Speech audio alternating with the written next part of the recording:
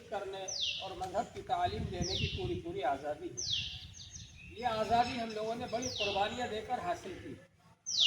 انگریزوں نے جب ہندوستان پر قبضہ کر لیا تھا تو اس سے جنگ لڑنے والوں میں مسلمان ہی پیش رہے، مسلمان آگے رہے۔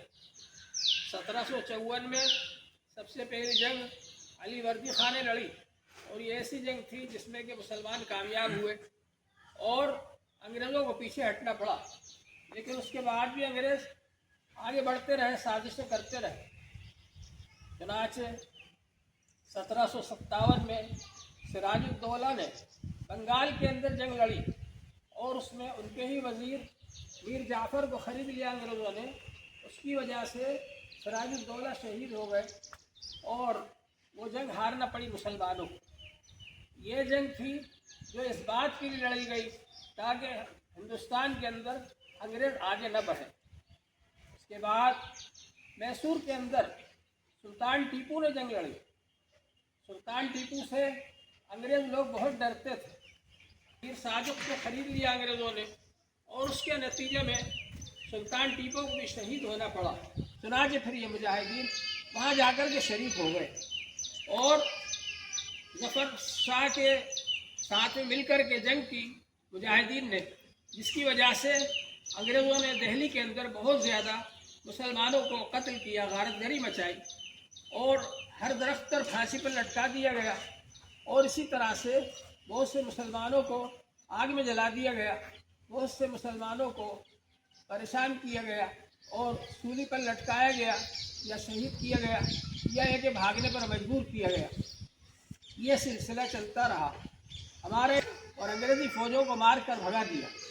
ہمارا لیے کہ ان حضرات نے سیور میں حکومت قائم کر لی، لیکن اس کے بعد میں مہو سے انگریزوں کی فوج آئی، اور اس نے آ کر کے دوبارہ قبضہ کر لیا سیور کے اوپر۔ اس جنگ کے اندر میرے بھی دادا کے دادا وزیر محمد خان صاحب شہید ہوئے، اور بہت سارے مسلمان شہید ہوئے۔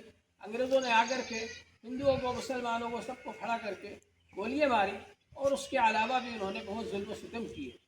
بہرحال یہ سلسلہ چلتا رہا۔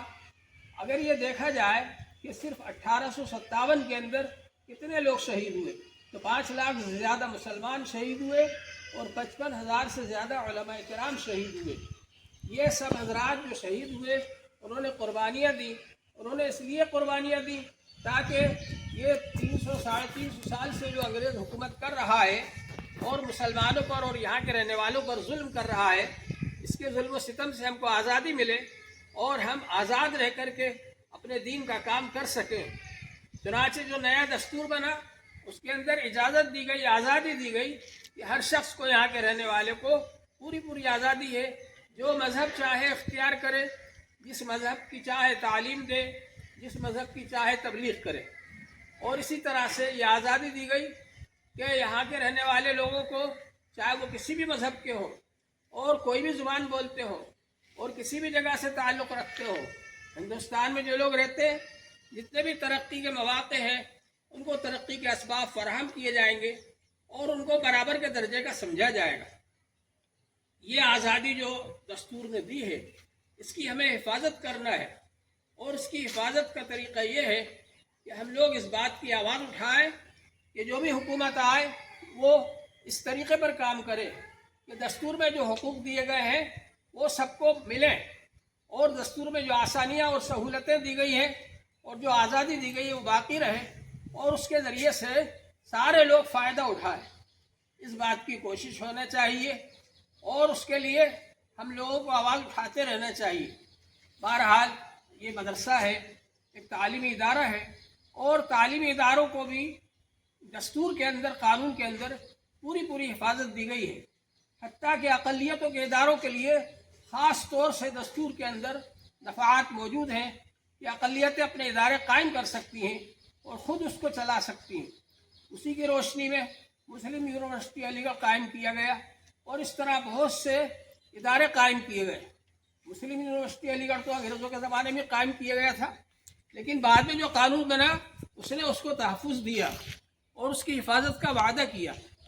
آج یہ جو مدرسے چل رہے ہیں، حضرت مولانا قاسم نانوتوی رحمۃ اللہ علیہ نے سب سے پہلے دارالعلوم دیوبند قائم فرمایا، اور दारुल देवबंद के 8 उसूल बनाए। उसमें से एक असल ये बनाई कि मदरसों को अवामी चंदे से चलाया जाए ताकि हुकूमत हमारे उस्तादों को बदलने में और कोर्स बदलने में दखल न दे। चुनाचे अल्हम्दुलिल्लाह उसी उसूल पर अवामी चंदों से मदरसे चल रहे हैं और अपने दीन का काम कर रहे हैं। इनके अंदर दखल अंदाजी नहीं होना चाहिए। जितने भी मदारिस हैं, ये न सिर्फ दस्तूर ने जो मज़हब की आज़ादी दी है और ये वादा किया है कि हर इंसान को अपना मज़हब इख्तियार करने और उस पर अमल करने और उसकी तबलीग करने और उसका तालीम देने की पूरी पूरी आज़ादी है। और अक़लियतों के इदारों को जो दस्तूर के अंदर, कानून के अंदर तहफ़्फ़ुज़ दिया गया है, उसके तहत ये सब इदारे आते हैं।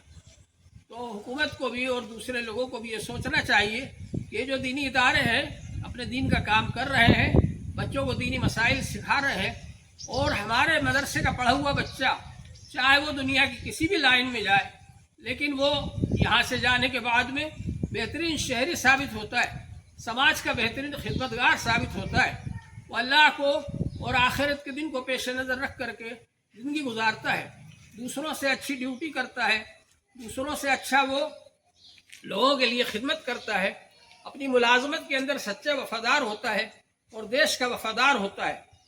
तो जितने भी मदरसे के बच्चे हैं वो देश को फ़ायदा ही पहुंचाते हैं यहाँ से निकलने के बाद।